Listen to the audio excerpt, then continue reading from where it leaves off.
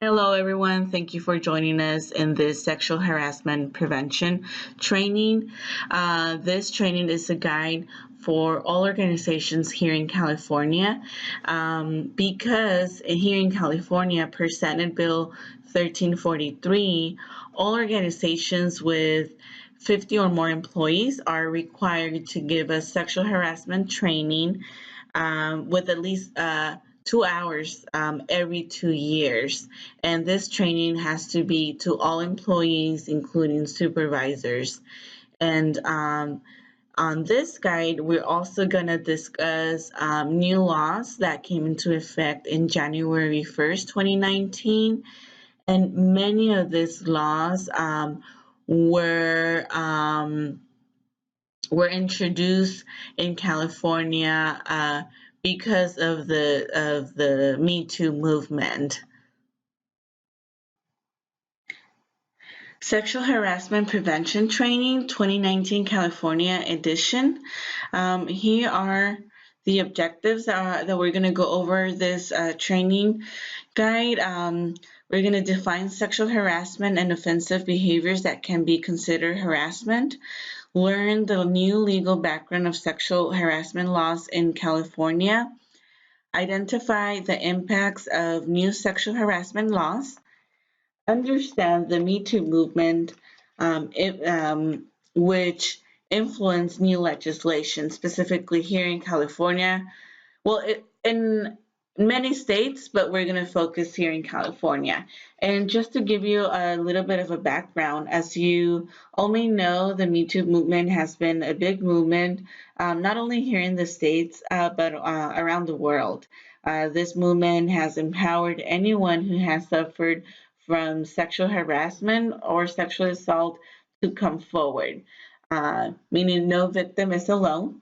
And this movement has created more awareness regarding sexual harassment and sexual assault in the workplace.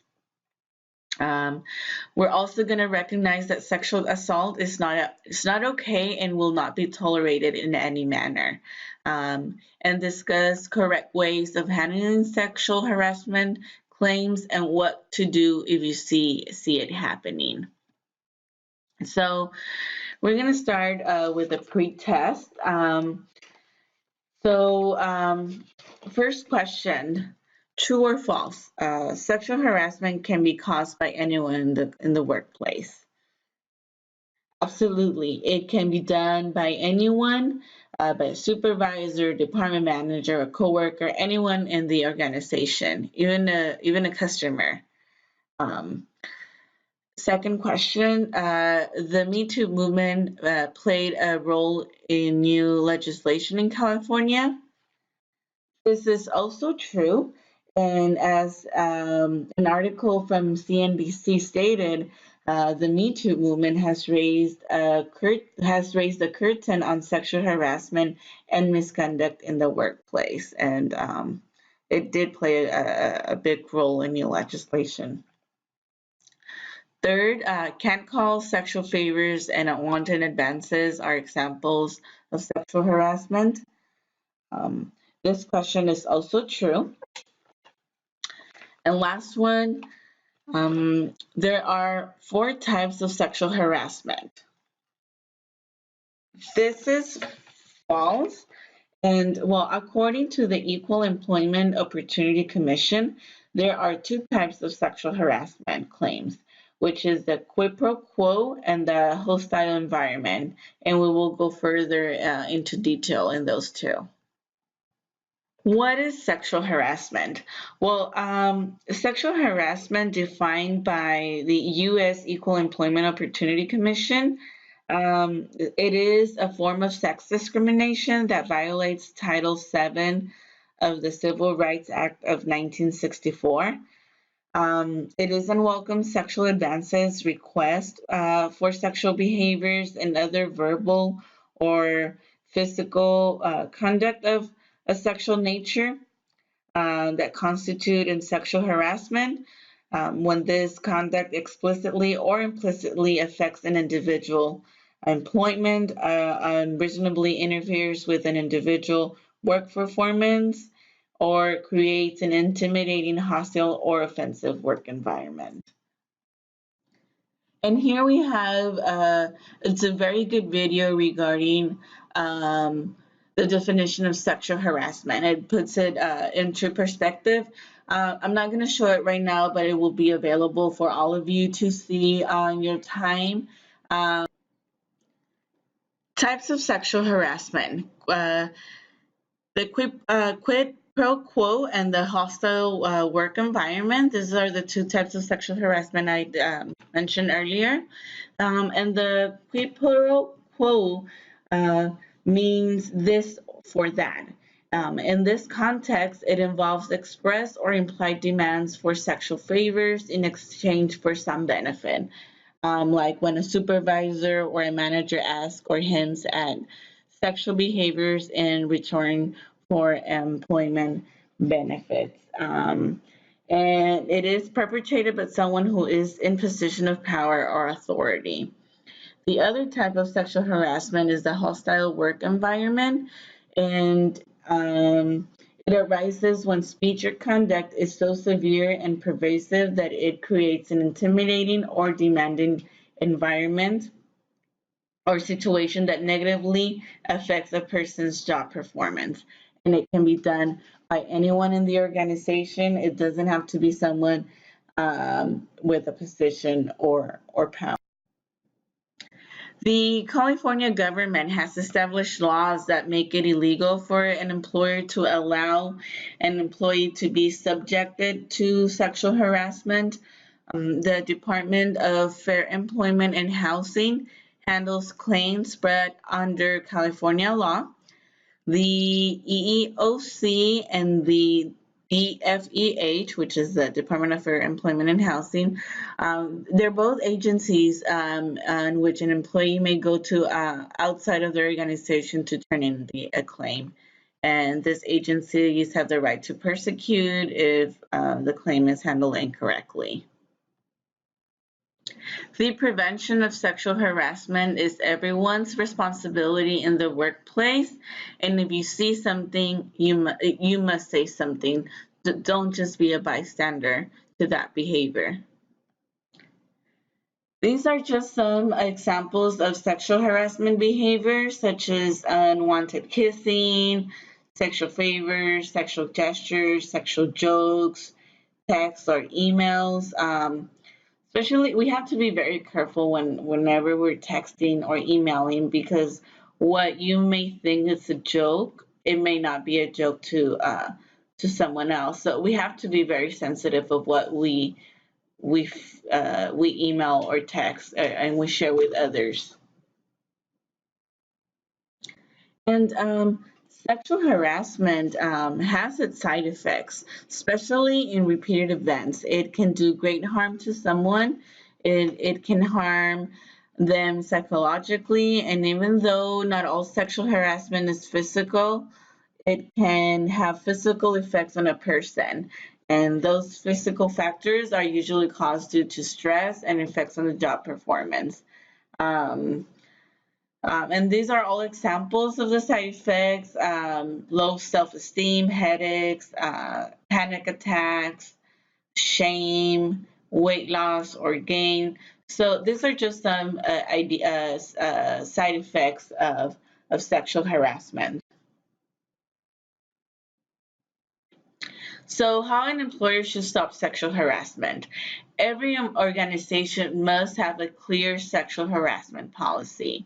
And the policy should include definition of sexual harassment, statements from the organization that explain sexual harassment will not be tolerated, official writing of what happens to the employee if this happens, discipline or fire, have in writing the official procedure of for submitting a sexual harassment complaint, and also explain the investigation process and any rules that apply to this.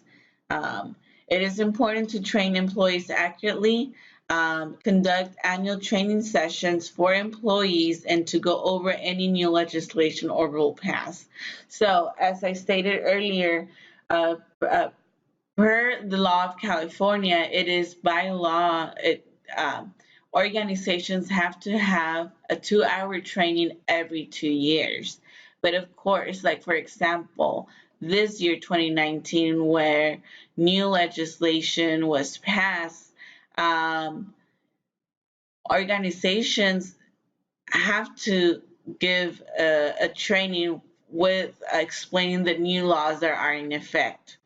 Um, so, also train manage accurately, conduct annual training sessions for management to go over new legislation. That way they can discuss it with their employees, with their section.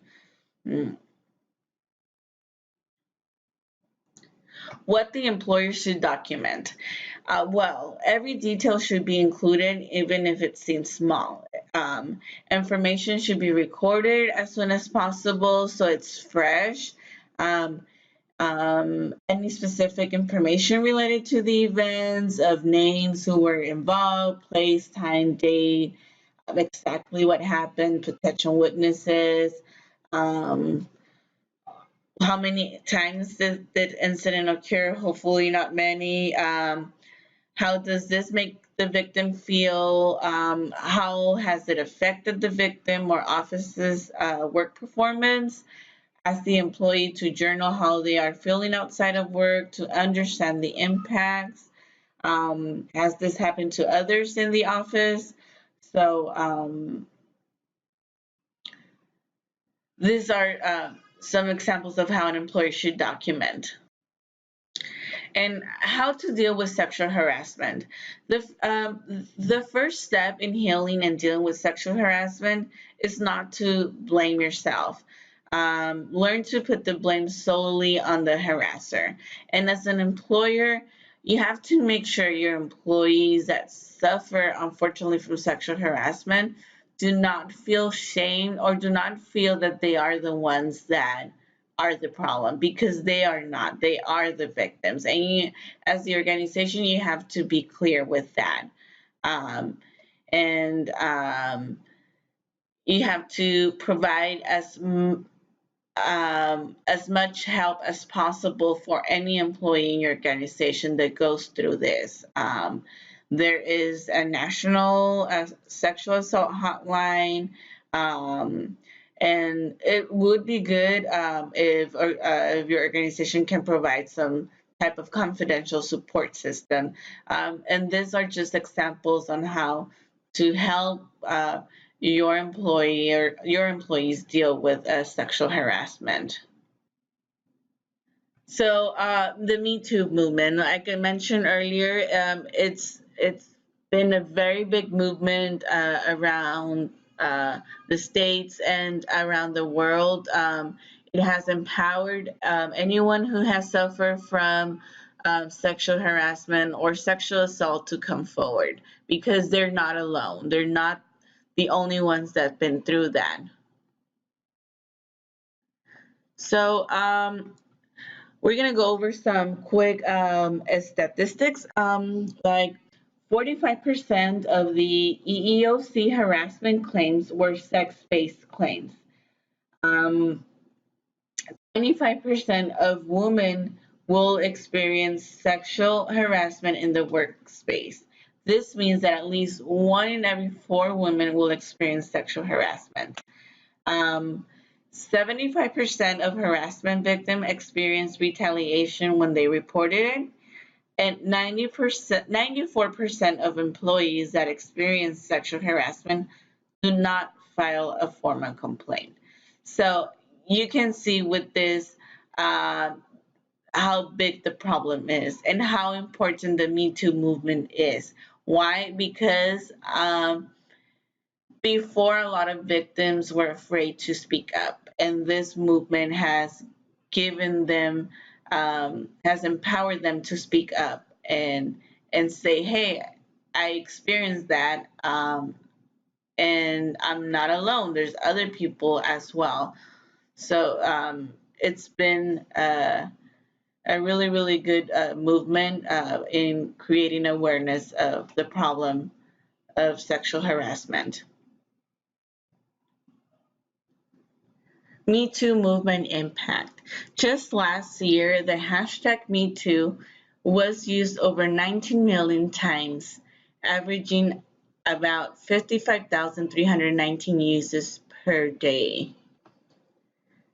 Me Too viralized in October 15, 2017, after Alyssa Milano used Me Too on Twitter. But let's not forget the fact that the Me Too phrase was used as early as 2006 by Tarana Burke, an American social activist and community organizer. Um, but in 2017, Elisa tweeted, if you've been sexually harassed or assaulted, write me too as a reply to this tweet. Um, as this tweet continues, it says, suggested by a friend, if all the women who have been sexually harassed or assaulted wrote me too as the status, we might give people a sense of the magnitude of the problem. And it did. So here's the timeline of the Me Too. Following Harvey Weinstein, Tara Burke began using the Me Too phrase as early as 2006. In October 5th of 2017, Ashley Judd accuses Harvey Weinstein. In October 12th, Roy Prince resigns his job after he's accused for sexual harassment by Issa Hackett. And 3 days later, that same year, October 15, Me Too viralized after Elisa Milano used the hashtag MeToo on Twitter. And on 2017 as well, the Times Magazine names the Silence Breakers as its 2017 Person of the Year. In 2018, 300 Women of Hollywood formed an anti-harassment coalition. And at the same time in that year, the House Ethics Committee calls for negotiation over how to change the system for reporting sexual harassment on Capitol Hill. And in 2019, new California legislation has been passed and been implemented. The EEOC saw a 12% increase in sexual harassment complaints filed from October 2017 to September 2018. This is about 7,500 more claims made than the previous year. So you can see how much of an impact this movement has made. The website traffic to the EEOC website grew after the Me Too movement went viral. And here's some new California legislation that passed this year. The AB 3109, this bill is about non-disclosure agreements, as the name of the bill states.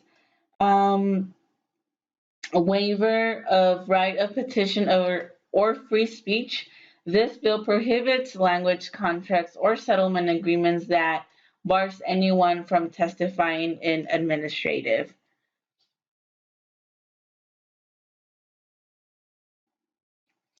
SB 224 amends elements for sexual harassment claims under the Civil Code. It imposes liability for sexual harassment in a non-employment context involving business and service, business service and professional relationships, such as a physician, teacher with landlord. SB Senate Bill 820, it prohibits non-disclosure provisions in settlement agreements related to civil or administrative complaints of sexual assault, sexual harassment, and workplace harassment or discrimination based on sex. Settlement agreements signed after January 1st of this year, 2019, should be reviewed by counsel to ensure compliance with these new restrictions. The Senate Bill 1300, it significantly expanded that liability under the Fair Employment and Housing Act. The law lowers the burden of proof to establish harassment and provides stricter guidance on what constitutes severe or pervasive conduct that rises to the level of unlawful harassment. It also expands the FEHA protection to any harassment by contractors rather than just sex harassment. And Senate Bill 1343, this bill expands the requirements relating to sexual harassment training. Like I stated earlier, this training, the current law requires all employers with 50 or more employees to provide 2 hours of sexual harassment prevention training only to supervisor. But with this law, it now mandates training for all employers with 5 or more employees, but this becomes effective 2020. But now, not only supervisors are required to take that sexual harassment training every 2 years, it's now everyone within the organization. And AB 3082 is for supportive services. It is a very good bill because existing law establishes that in-home supportive services, the IHSS program, which is administered by the Department of Social Services, existing law requires a prospective IHSS provider to complete a provider orientation at the time of enrollment that includes, among other things, the requirements to be an eligible IHSS provider. With this bill requires the department, in consultation with interested stakeholders, to develop or otherwise identify standard educational material about sexual harassment and the prevention thereof to be made available to IHSS providers and recipients. So now providers of IHSS will be required for a sexual harassment like material, like training.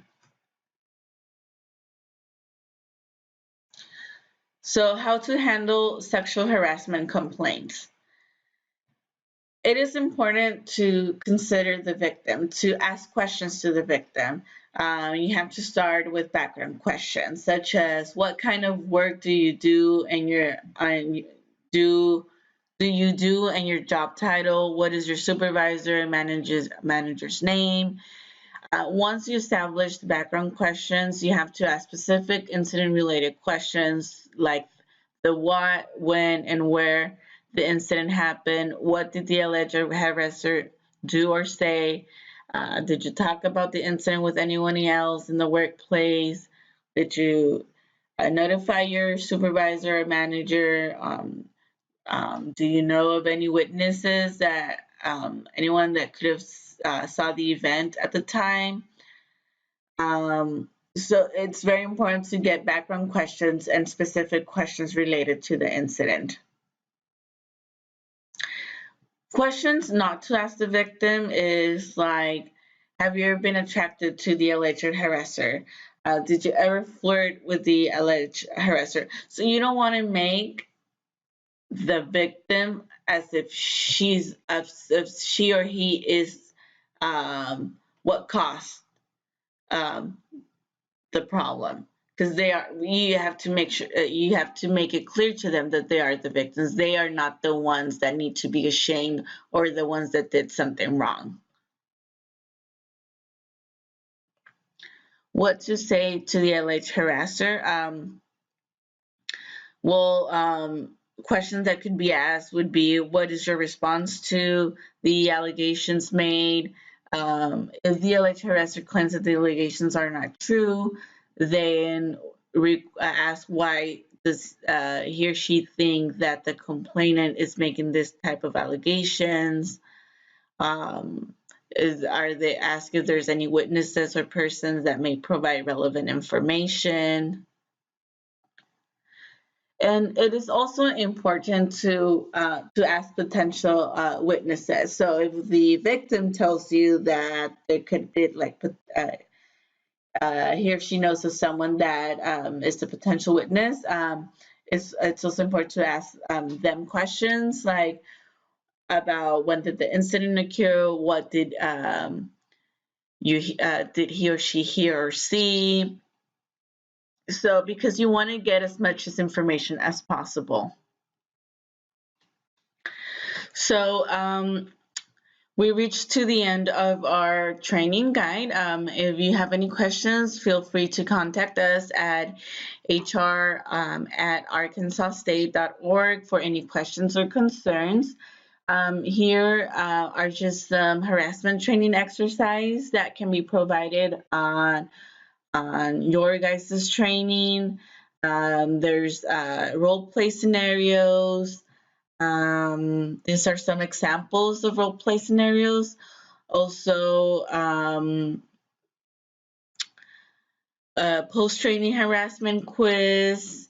And it's very, very important to implement discussion whenever you are providing this type of training.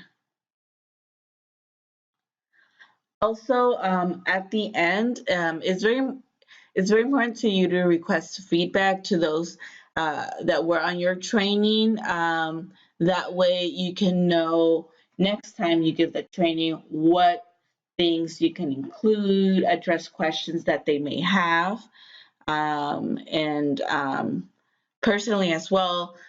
I'll be passing out this form for feedback, and because I would like to know what you guys think of our training. And finally, here's an example of a certificate of participation that you can give to those that attend your training.